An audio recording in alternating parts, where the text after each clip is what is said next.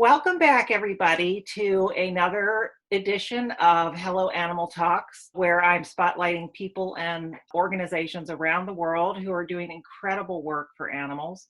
And today I'm thrilled to have with me Carson Barylak, who is part of the International Fund for Animal Welfare. She is the campaign and policy leader for them, specifically working with the big cats. She has a degree, I believe it specializes in environmental science, and a BA in chemistry. And she does policy work for these wild animals, specifically the captive wildlife trade, promoting human-wildlife coexistence and advancing protections for imperiled species. And she's leading International Fund for Animal Welfare's United States Big Cat Policy Campaign and spearheading the wildlife policy efforts related to trapping and predator control reform. That's a big list of things, Carson. Welcome, welcome. Thank you so much for that kind introduction.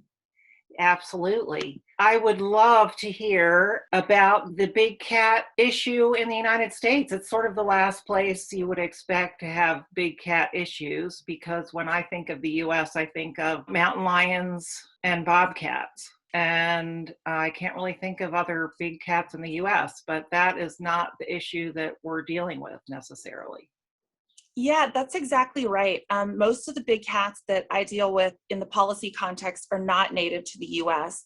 And so, like you, most people are surprised to learn that there are an estimated, we don't know exact numbers, but it's estimated that there are thousands of big cats, lions, tigers, leopards, jaguars, and other very large, dangerous felids in cages across the US. And those range from private menageries to what people consider to be pets, but certainly we would never hope for them to have as pets, as well as captivity in sanctuaries where some of these animals have been rescued to and are actually being cared for appropriately for their lifetimes. Do circuses and zoos play a part in that, this problem? So really what that comes down to is the terminology. When people say zoo, they think of a wide range of facilities.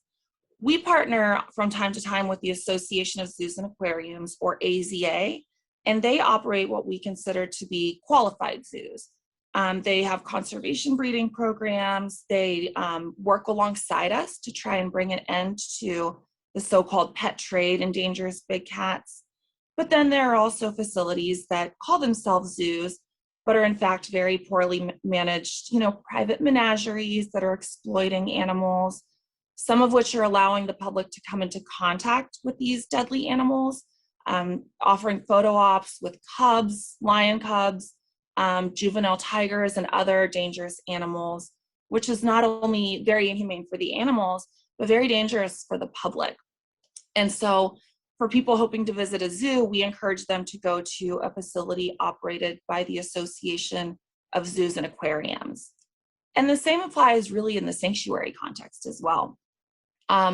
Unfortunately, you can't just judge a book by its cover when it comes to what a facility calls itself. So we also try to offer guidance on how people can select a proper sanctuary. Right. I saw you had a place on your website that you could click on that would give you criteria for what really constitutes a valid sanctuary. And so can you list off some of those criteria just off the top of your head? Sure.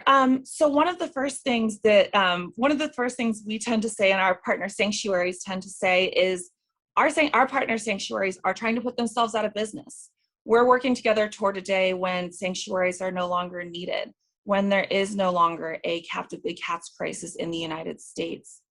Some of the key features you can use to distinguish a true sanctuary from what we call a pseudo sanctuary are direct contact. That's a huge one. If you are allowed to come into contact with a lion, tiger, or other dangerous big cat, or you see people at the facility in a non-veterinary context handling those animals, that's an absolute red flag. Do not patronize that facility. Does that include the owners? Yes. Okay. Again, in a non-veterinary context, nobody should be coming into contact. Nobody should be in the enclosure. And that really underscores the point that no matter how long these animals have been fed by people, how long, whether they've been captive bred, which most all in the US really have, there's no way to domesticate these wild animals. They are inherently wild. They will be dangerous for their entire lives, and there's just no way to make them safe. In addition to looking for this direct contact red flag, something people can look out for is breeding. Are you seeing a large number of cubs, or really any juveniles? On rare occasions, true sanctuaries will rescue a pregnant female, and they will end up with a cub or a couple of cubs at a facility. But generally, if you're seeing litters of cubs, you are in a place that is, and it's not an AZA conservation breeding program, then you are in a place that's engaging in activities that we discourage. True sanctuaries are there to provide lifetime care for animals that have been rescued from inhumane conditions, and they're not trying to add more animals to those populations. Right.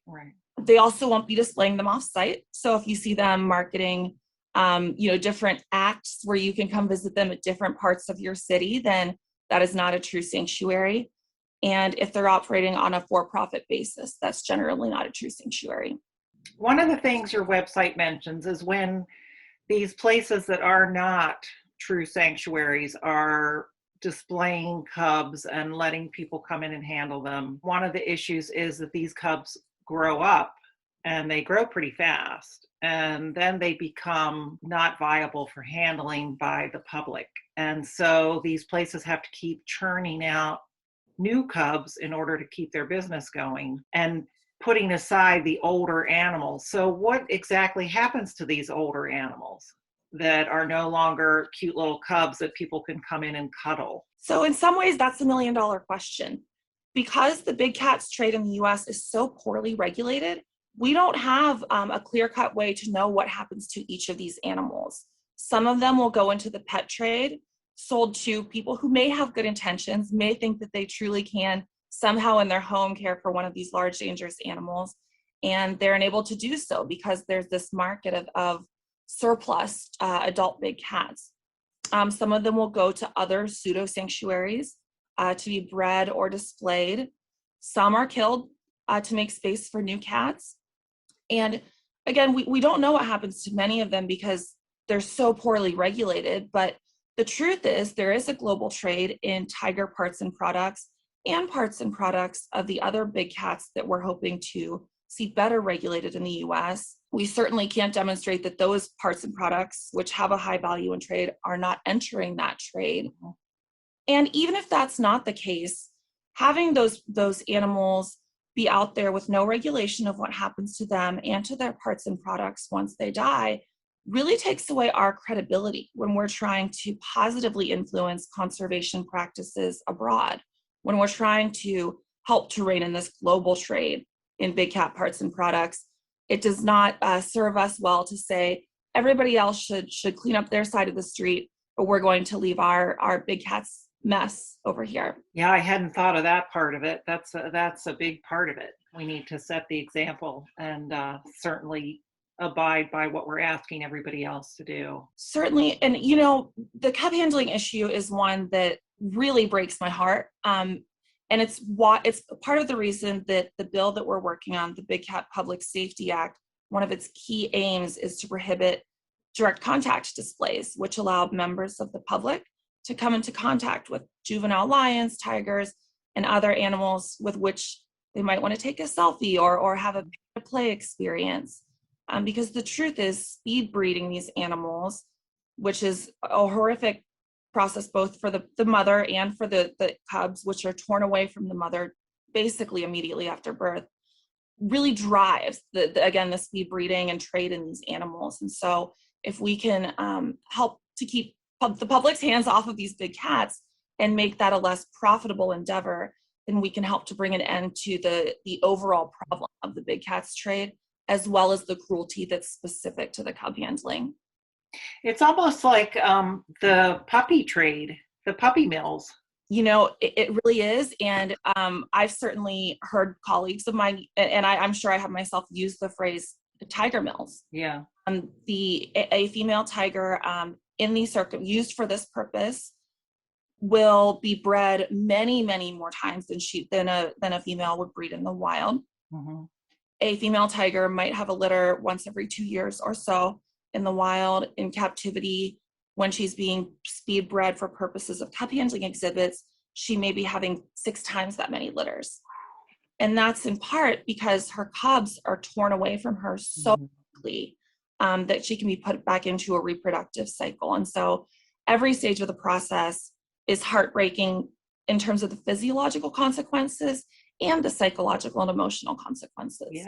Yeah, that's another thing I was wondering. Okay, so far we've talked mostly about tigers. Is there the same issue with lions and jaguars, leopards, even American animals like the mountain lions or the bobcats? Are they all under this duress? They are. Tigers are the animals we see most frequently exploited in this way. And again, because of the weak regulations, we don't have precise numbers of animals that are being abused under each species category in this way. But we do know it's also happening to lions and other species. In fact, there's in some of these sort of unscrupulous exhibits, we'll see a lot of hybridization. So crossbreeding of lions and tigers to create what some might call frankencats, as you would, of course, never find them in the wild. The species ranges generally don't overlap. And crossbreeding them in this way creates physiological problems for the animals. And it really misguides the public about what true conservation is. To say that breeding a lion with a tiger has kind of conservation value really misinforms people about what they can be doing with their good intentions toward promoting conservation. Animals like tigers in the wild are generally solitary animals. When you look at these sanctuaries, even the ones that are valid, just by necessity, they're putting them together in the same habitat. Does that create an issue as well? So that's an excellent question. And a true sanctuary will not put animals together unless they have been, for instance, rescued together and are already bonded to one another. Okay. Be introduced in a way that is to the animal's benefit. So they don't, for instance, rescue an animal, show up at their facility and just put the animal into an enclosure with existing big cats. Right. But to the extent the animals can be introduced and share space, for some, that stimulation can be good for them. But again, it can't be done haphazardly. And in general, enclosure space is managed very, very, very carefully, a true sanctuary. In fact, we work with a coalition that's called the Big Cat Sanctuary Alliance. And when we help to organize a rescue, we engage with partner sanctuaries across the US to determine who has space for these animals.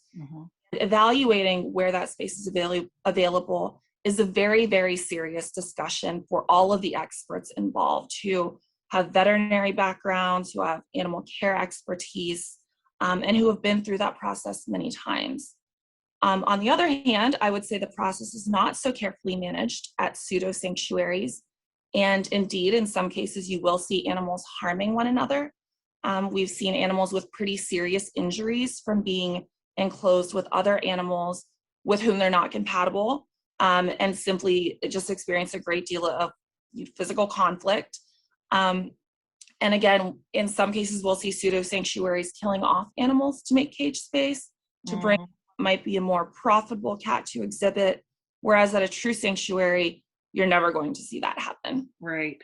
And so do these pseudo sanctuaries, are they part of the canned hunting industry? Do we have that here in the United States where people that are looking for trophy animals to hunt and they don't want to actually do any work, they go to these pseudo sanctuaries and just shoot the animals in their pens? That's a great question. So I certainly can't claim to have evidence of canned hunting going on in the US, these big cat species. Now there's certainly speculation surrounding that, but again, I don't want to make a claim that I can't support. That said, I think this sort of brings us back to the influence that our problematic big cat trade here in the US, the implications that it has for the global trade exploitation of big cats. For nations that do openly offer canned hunting opportunities and regions that offer such opportunities, it's a little bit difficult for us to say, please stop this inhumane and anti-conservation practice. We're allowing this broad range of inhumane and exploitative practices to go on here in the US, or not. They include canned hunting here. Everybody has, different feelings about different individual practices, but the truth is, speed breeding a mother tiger and tearing away her young to be handled for photo ops is cruel, just as some might consider canned hunting. And so, again, it gets back to the broader issue of our credibility globally. Right. How did this become such a humongous issue here? That is a wonderful question. So essentially, because these big cats are so poorly regulated in terms of the way that they're traded and records are kept, and because there is a good deal of money to be made by some exploitative businesses by allowing direct contact displays and trading these animals for exhibits that are operating in ways that we would discourage, the money drives a good deal of it. And something in defense of the public that has patronized these businesses, oftentimes they're taking advantage of people like us, people who love animals, and why they want to be near them. And they're just misleading those consumers and telling them that by taking a photo with this tiger cub, you're somehow helping it. By supporting this excessive breeding, you're supporting conservation because these are imperiled species. And so being able to essentially take advantage of consumers in that way and bring in a good amount of money by doing that, it's really fueled this business. I can totally see how animal lovers would be fooled by a lot of the ploys that they use. Absolutely. Because if you don't know, if you're not even aware that this stuff exists, you would never think that somebody's doing something like that unless it's really obvious when you go to the place and it's just completely awful. Definitely. And the truth is, a number of I don't want to say most, but many of the pseudo sanctuaries that operate in the US have learned how to cover their tracks very effectively, learned how to tell lies about conservation that are really engaging to conservation-minded consumers, or even to humane-minded consumers. And I always try to convey the message that anybody who has been to one of these displays, if you've gone to a roadside menagerie, or you've had your photo taken and put it on a social media site holding a juvenile tiger, don't feel ashamed of that. You surely thought you were doing the right thing. So instead of, digging in or feeling guilty or ashamed, just take it down, or maybe, take it down and explain to people why you took it down, and maybe encourage others to do the same. And, if you want to make it up to that big cat, then call your members of Congress and say, I'm urging you to support the Big Cat Public Safety Act to bring an end to the exploitation of U.S. big cats. Okay, so you're a lawyer, is that correct? Yes. Okay, so you're involved in helping to promote and draw up new policies to put an end to a lot of this stuff. What is the hesitation you see with government officials getting these kind of things done? It just seems so commonsensical that we would not want, this kind of illegal pet trade going on. I mean, I read on your website that there are more big cats in captivity here than there are, like tigers specifically. I think you said there are more than 10,000 big cats in captivity here, and more tigers here than in the wild. Right. And again, those are sort of broad estimates because we don't really have a way to know how many are here. But circling back to your question about why it's so difficult to change federal policy, certainly I wish that weren't the case. But in broad terms, federal policy, I think, moves just much more slowly than many of us would like. In this very divisive time, I think it's very heartening to reflect on the fact that the Big Cat Public Safety Act has strong bipartisan support in both chambers of Congress, which shows that, again, not only is this animal welfare and conservation issue something that's bringing together some allies that may not often work together in Congress, And the credit for that really goes to the public, to the people who called their members of Congress and said, please support the Big Cat Public Safety Act. I think it feels very mundane. It's an unglamorous activity. It's an unglamorous ask. I understand that. And we're asked every day to contact our legislators about something, but it truly, truly makes a difference.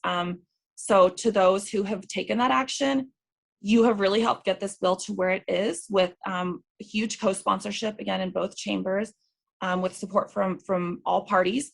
And I would encourage those who have not taken that action yet to please call your members of Congress and say, please support the Big Cat Public Safety Act. Yeah, that's really good to know, because I think you never know if you're making a difference or not by contacting your representative. I promise you are making a difference when you contact your member of Congress. If I go into a legislative office and say, will you co-sponsor this bill? One of the most important determining factors to where they land is how many constituents they've heard from. Oh. It's easy, again, in these sort of divisive times, I think, for all of us to become a little jaded about politics. But the truth is, you should remember that your legislators work for you, and it's your job to tell them what to do. Right. And so do you spend a lot of your time in Washington, running up and down the Capitol steps, visiting senators' offices and stuff? Well, yes, in non-COVID times. In recent times, it's been a Zoom version of that. But yes, we do work directly with legislators and with legislative staff. And again, I think it's easy to be cynical about politics, but it's heartening to know that there are legislators, including the leaders, the bipartisan leaders of the Big Cat Public Safety Act, who really, really, really care about this. That there are compassion-minded leaders on Capitol Hill. And again, they need to just hear from their constituents and be reminded that it's also a priority for them. That's really, really good to know. Do you ever get involved in actual rescues that are done? Yeah. So my counterpart, on our animal rescue team, Meredith Whitney, is the expert on this, and she has a million wonderful stories that, frankly, I tend to bring her into my policy discussions, because everybody would rather hear about the tiger rescue than the nuances of amendments to the Lacey Act. But yeah, we engage in rescues across the U.S. Again, we partner with the Big Cat Sanctuary Alliance and our phenomenal sanctuary partners who just do incredible work 24 hours per day, 365 days per year. And it's really heartening to be able to rescue some of these animals who come from just horrific conditions. Some of them are emaciated, have really been denied any proper nutrition. Almost all have been denied proper veterinary care. We see some that had been mangled, essentially, in attempts to make them safe as pets, meaning they've been declawed and defanged, which are cruel procedures to begin with, but oftentimes they're done without even any semblance of veterinary care involved. And so we've just seen some very, very gruesome conditions from which these animals can come. And it is heartening to see the way that they can recover, the way their lives can change, and they can be resilient once they get to a true sanctuary and are given as close to a natural life as they can have. Because, of course, these animals can never be released into the wild. They've never lived there. Yeah. But, where they can be given proper veterinary care, expert nutritional guidance, individualized diets that reflect the poor physical conditions that they experienced earlier in life. And so it's always motivating to see those rescues, again, that happen across the United States. But it's also important to remember that sadly, those are the lucky few that get rescued and get to go live at these qualified sanctuaries where they receive fantastic care. And they're emblematic of many, many, many more like them that never get to have that experience, that will just spend their lives being traded among pseudo sanctuaries or private owners. And again, will never get to have sort of a happy ending. And the sanctuary's goal that we work with, they all would like to, as I suppose we would like to, put themselves out of business. The hope will no longer be a need for that kind of rescue. Right. And so what is a sanctuary school? Is that where people that want to open a sanctuary go to get proper training to do a proper sanctuary? Sanctuaries, some of the best guidance can come from the Global Federation of Animal Sanctuaries, and they're sort of an accrediting body for true sanctuaries. And part of the goal of the Big Cat Sanctuary Alliance is for sanctuaries to share best practices with one another. And so the sanctuaries with which we partner already, for the most part, have, very impressive veterinary expertise, in many cases on-site veterinary clinics, detailed emergency response plans, and all these unique enrichment activities that can be quite adorable to watch when they're in play.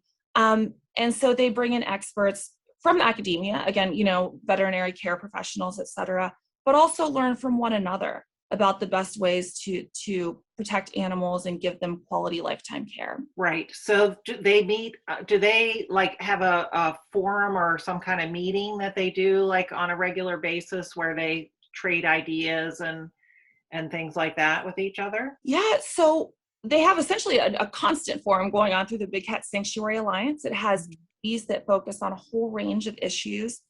I work most closely with their advocacy committee because, like I said, these sanctuaries, in addition to caring for the animals, want to make sure the Big Cat Public Safety Act becomes law. But they have committees to focus on a range of animal care issues and sanctuary operation issues, and really use that sort of constant communication to keep one another informed about best practices, as well as rescue opportunities. And then they have biannual meetings, or at least pre-COVID, there were biannual meetings in person. And they also make sure to engage in other animal care gatherings. Mm-hmm. There's, for instance, a regular meeting held by the Performing Animal Welfare Society, which is one of our partner sanctuaries that operates out of California. And they hold a biannual conference as well to help share ideas and bring attention to the issues that captive exploited animals in the U.S. encounter. Wow. I mean, it's a huge, huge, overwhelming job. It truly is. And I have extraordinary respect for the sanctuary operators, personnel, staff, everybody involved with the true sanctuaries, because there are no vacation days. None. There's no sleeping in, there's no Saturday. They dedicate every moment of their lives to providing these animals with the best care possible. And they see the difficult conditions from which the animals come. They see the heartbreak, and I think it's very motivating. But, certainly I would encourage anybody watching to support IFAW, but certainly if you have a chance to visit a sanctuary or support a sanctuary that's accredited by the Global Federation of Animal Sanctuaries, or as a member of the Big Cat Sanctuary Alliance, I encourage you to do so, to learn more about these animals, because I can speak to this sort of macro issue, but there really is nothing like hearing these individual animal stories and seeing the way their lives are changed once they reach a true sanctuary. How many of these sanctuaries are there, the accredited ones or the valid ones? Oh, that's such a good question. In the U.S. Yeah. I don't have a number off the top of my head. I mean, true sanctuaries, certainly the number pales in comparison to the number of pseudo sanctuaries, unfortunately. So we might be looking at maybe 15 true sanctuaries in the U.S. I mean, don't quote me on that, but I would encourage people, again, to visit the Big Cat Sanctuary Alliance website, where you can see sort of a list of our partner sanctuaries and the work that they do. And the Global Federation of Animal Sanctuaries also has an interactive map if you're looking to find out about sanctuaries in your region. Right. Yeah. Oh, that's cool. Okay. How do you guys find out about animals that need rescuing?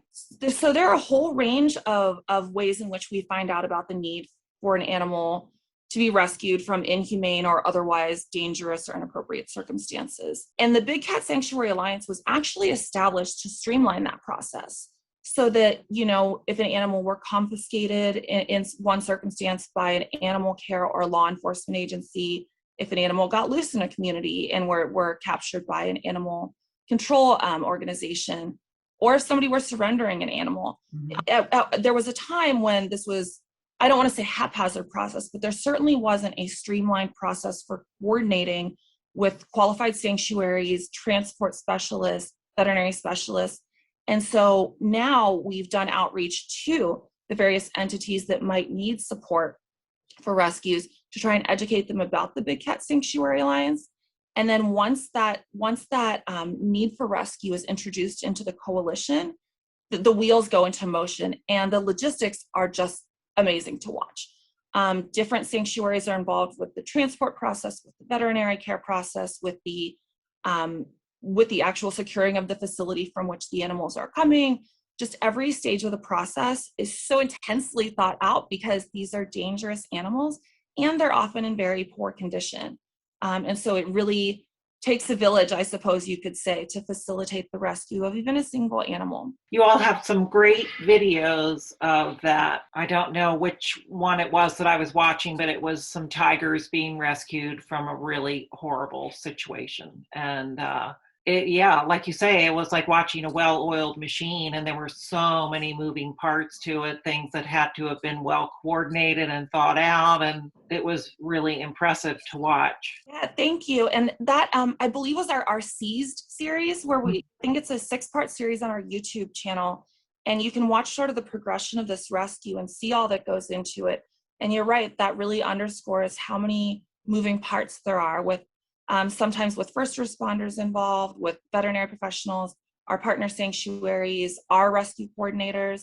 And I will say that is a great one to watch because those animals ended up very happy. And I think it's always, in my view, nice to see the happy endings of some of those rescues where you can see them later on at the sanctuary. Perhaps the sanctuary at which they end up will post videos of them just rolling around and playing with their enrichment toys and living as wildly as they can. I imagine for some, it's maybe the first time they've been out on grass. Yes, it's unfortunately a first for many of them to have almost any natural experience, be that having proper food, or encountering grass, or having spaces to sort of hide or feel safe or be away from view. Again, I realize much of this conversation is a bit sad, and it's true. The big cats trade in the US is heartbreaking. But for those who, after reflecting on this, want a bit of a mood lifter, I would look up some of the enrichment activities that go on at our partner sanctuaries. And they get very creative. During the holidays, for instance, they will have, they use materials that are safe for the animals in case they ingest them. They'll have gift wrap, catnip boxes, and the tigers in particular love to play with pumpkins in pools that they have in their enclosures because tigers love water and they love to play. So it's just very cute to watch them tackle pumpkins around Halloween time. So they get to have fun once they're rescued. Yeah, that's amazing. Okay, so if an animal is rescued and cannot be put in with another animal, so say there's you have a tiger, that tiger has to go into its own habitat, but it's been terribly abused, horrible conditions, because there's no human, I guess that's kind of different. There's no human handling. They're still able to recover on their own naturally just because of the good environment and the support they're getting. Yes, and some of the behavioral shifts that we see in the rescued animals really underscore their amazing resilience. First, if an animal can't be safely placed in with another animal, or if it's just not suited, if it can't happily be placed in with another animal, it will be put in its own enclosure. An enclosure will be built for it. We've helped to fund the construction of new enclosures in just such circumstances. But positive reinforcement methods that don't involve any type of direct contact are sometimes used to help the animals become trusting again. They're certainly, they begin to be fed well, again, not through direct contact, but they are given the opportunity to roam, to get comfortable. And some of them will always be a bit temperamental and uncomfortable, and those ones are just given as much space as possible. And it's understandable that some of these animals will always prefer not to see people very much, aside perhaps from when they're being fed. And so for those animals, they're given the opportunity to have as much solitude, space, peace, enrichment resources, whatever they need to live as well as they can for the remainder of their lives. It's pretty incredible that they can recover from those things. It really is. It's really, again, I can't encourage people enough to go watch some of our partner sanctuaries videos. If you're looking for a place to start, I would certainly say the Wild Sanctuary up in Minnesota has a very active social media presence, and they just have some wonderful footage of some of their rescued animals. That's called the Wild Cat Sanctuary in Minnesota? Yeah. Mm-hmm. Awesome. Okay, so I want to go a little bit dark again. Sure. Well, we are trying to fix the problem. We're trying to fix the problem, yeah. You also work with the trapping and hunting issues. Does that only include the cats, or do you do wolves and things like that as well? Yeah, so our coexistence work at IFAW here in the US focuses largely on native species, on helping people to coexist with and make sure they're humanely approaching management of native canids are a group of species we often talk about, wolves, coyotes, etc. But in general, we're encouraging people as well as we can to coexist with the animals that they live alongside, whether that be in an urban or suburban setting, or in a rural community, or an agricultural landscape, whatever it may be. Coexistence is something that we're trying to support nationwide. I think that's huge globally. That's really the key to taking care of a lot of these problems, is figuring out a coexistence strategy. I will say it connects to big cats in the sense that there are parts of the world where we've worked with communities, or we observe communities who successfully live alongside lions and are able to safeguard their community, as well as live alongside these truly dangerous animals. And certainly if that can be done, then we can live alongside coyotes. And wolves, yeah, I totally agree. Yeah. Now, so is that something you yourself work on it, or do you just really do the cats? So Big Cats is the campaign on which I'm most active, but I do work closely with my colleague, Mark Hoffberg, who leads our wildlife coexistence campaign. And again, we do both sort of academic, educational work. We developed a coexistence report relatively recently. And then we also work on the policy side, trying to reform federal policy to better reflect those coexistence objectives. Yeah, I know I think it's either happened and is finished now, or happened and is still going on, the big wolf slaughter that's happening right now. 1,000 wolves they're trying to get rid of. Of course, they just reintroduced them, and now that they're thriving, they're killing them all again. So and we certainly oppose the slaughter of wolves. And wolves are understandably are extremely charismatic and are really, I think, representative of wild America to many people. I think many of us have a place in our heart for wolves, even if we've never seen one and may never see one in the wild. And what we focus on first is the cruelty, the methods by which people kill animals. It's not that we're directing people to never go hunting or engage in any consumptive use activities, but there are certain devices and activities that are simply, from our perspective, unacceptable. Right. Body gripping traps are one of them, and that's something where I think it does parallel the captive big cats issue, in the sense that many Americans don't realize that we're among the countries that still allow the use of leg hold traps, where an animal can, struggle and just really experience excruciating suffering. Neck snares that can strangle them, drowning traps. I mean, I hate to even mention these things because I know it's so painful to think about, but I think we have to think about it. We have to know about it. Change.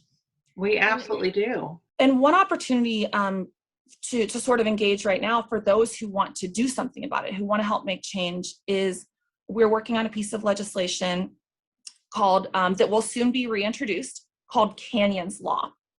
And this is an effort to bring an end to the use of certain dangerous wildlife poisons that are used across the US and are largely used by a federal agency. So as far as insult to injury, not only are these devices putting communities and wildlife in danger, but they are, we are footing the bill for them. Or the government sanctioning these things? Yeah, so there's a program called Wildlife Services that's housed within the U.S. Department of Agriculture.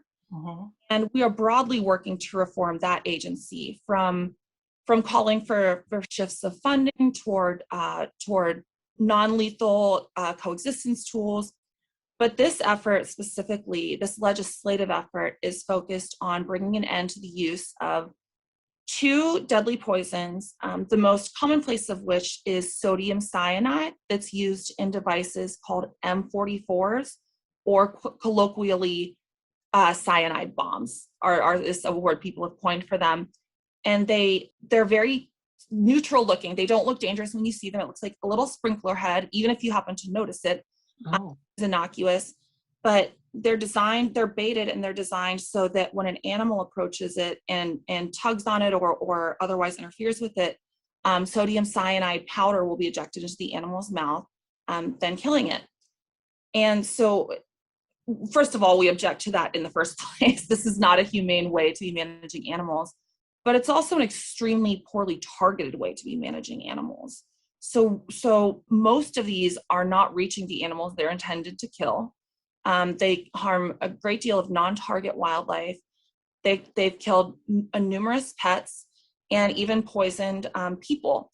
And the reason this effort, this legislative effort, has been called Canyon's Law is because a young man in Idaho named Canyon, he and his dog were poisoned by one of these devices near their home. And Canyon, suffered long-term health consequences, and his dog Casey died right in front of him. And so he and his this one makes me tear up. Yeah. He and his family have joined our fight and said, we're not going to allow this to happen to other families. So again, that bill will be reintroduced soon. And for those who wish to help with that effort, call your members of Congress and say, please support Canyon's Law and help us protect communities and wildlife alike. That's great.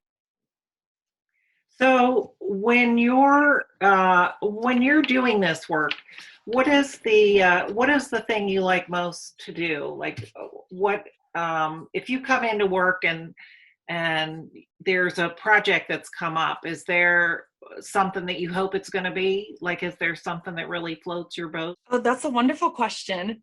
So in terms of substance, certainly it's been exciting to engage on efforts to defend the U.S. Endangered Species Act. In recent years, there have been a number of efforts, both administratively and legislatively, to really undermine the critically important provisions of that bill. Despite it being, hugely supported among the public, hugely successful in terms of success rate in protecting species, and something that's really, really critical in terms of using federal policy tools to protect wildlife. That's changed a little bit. I think members of Congress and others are starting to better understand the importance of safeguarding the Endangered Species Act, but it's been nice to see that awareness sort of spread and us maybe not having to take quite as defensive a posture on that. I will say something that I think is very exciting is to see young people getting involved in these issues broadly. I think a great example in the Big Cats context is there's a group of students called Tigers for Tigers. And it's a student organization that started at Clemson University. Oh, my son went there. Oh, really? Yeah. Oh my gosh, that's so funny. Well, and the Tigers for Tigers slogan is "Save Our Mascot." Wow. They work with other tiger mascot schools, and Tigers for Tigers students on campus help to educate their fellow students. They do awareness events. They engage fellow students in conservation activities and in legislative activities, contact your member of Congress. And it really helps to channel that existing strong school spirit, which I'm sure you from Clemson. Huge. Yeah, translates it into protecting these animals in tangible ways. And efforts like that, I think, are just really wonderful and give me a lot of hope for what's to come. Yeah, that's incredible. Now, so do you all do outreach to schools yourselves? Do you go to like elementary schools or high schools or anything like that to educate? So we don't do a ton of that directly, in part because we're just not a huge staff, but certainly would love to have an opportunity to do that. We do have certain educational resources that are available to teachers, and that can be sort of be used as educational packets, with sort of teaching guides and visuals and some things that can be kind of fun to engage kids with. But we do, I would say our education efforts are probably focused more on adults at the time, but certainly I value any opportunity we get to work with young people and teach them about these issues. Yeah. Well, I'm super excited to hear about the Clemson involvement. Yeah, they're awesome. Yeah, it's really great and so suitable too, since they are so spirit oriented and the tiger is their mascot. Yeah.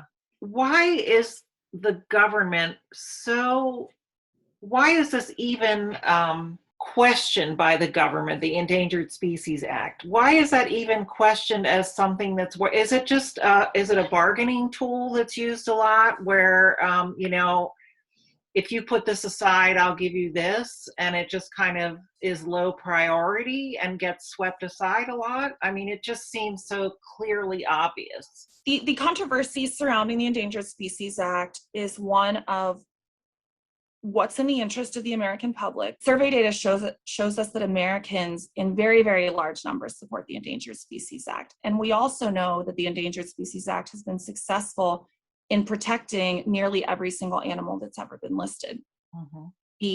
So it's not a matter of some members of the public hating it and some members liking it.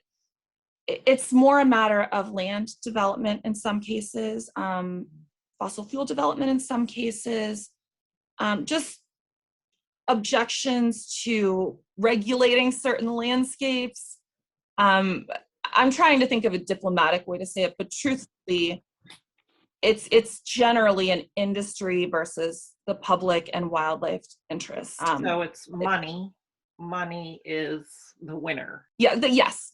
And this is, but even to say it that way, the money involved, in my view at least, is being a bit exaggerated by opponents of the act. Their argument as far as what's at stake, as I understand it, I think exaggerates the financial considerations, and really undervalues, of course, again, the fact that the public values this law so much.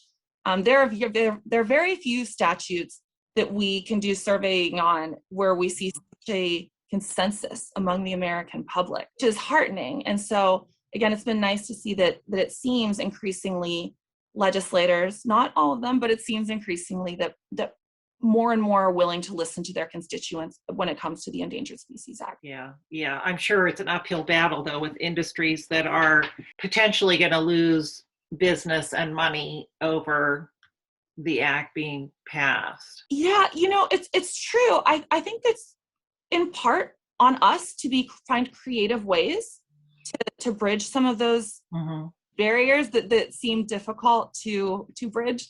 I think a great example is our right whale, our North Atlantic right whale protection program.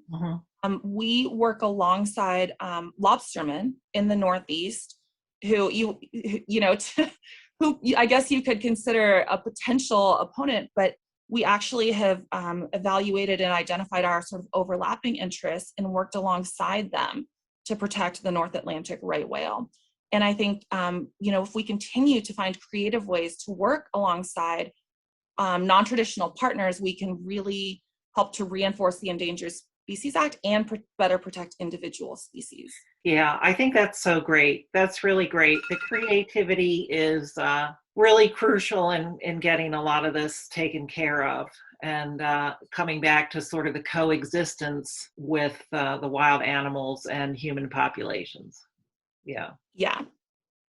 Well, I think it's super exciting what you're doing. I really admire it so much, and I appreciate that people like you are around to spearhead these movements, because it's really key for Thank you everybody. so much. Yeah, and certainly same to you. Well, is there anything you want to add? I've taken up a lot of your time, and I don't want to keep you for any longer than I said. So is there anything you want to add? Well, of course, just thank you so much for this opportunity. I really appreciate it. And I've really enjoyed speaking with you. And I guess if I can give one final pitch, it's just to reinforce that I know it doesn't sound exciting, but it really, really matters when you contact your members of Congress. Please contact your members of Congress today and ask them to support the Big Cat Public Safety Act. This is something we can really get done in this Congress if we all take action today. That sounds great. I'm going to do it. And I'm so glad to hear that it actually works to contact your congressman. That's great.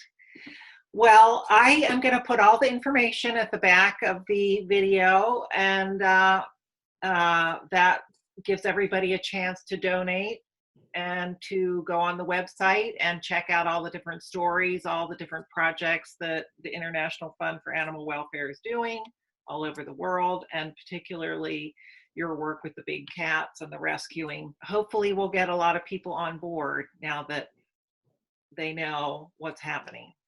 Yeah, thank you again so much. It's so nice talking with you. It was great talking to you too, Carson. Bye. Bye.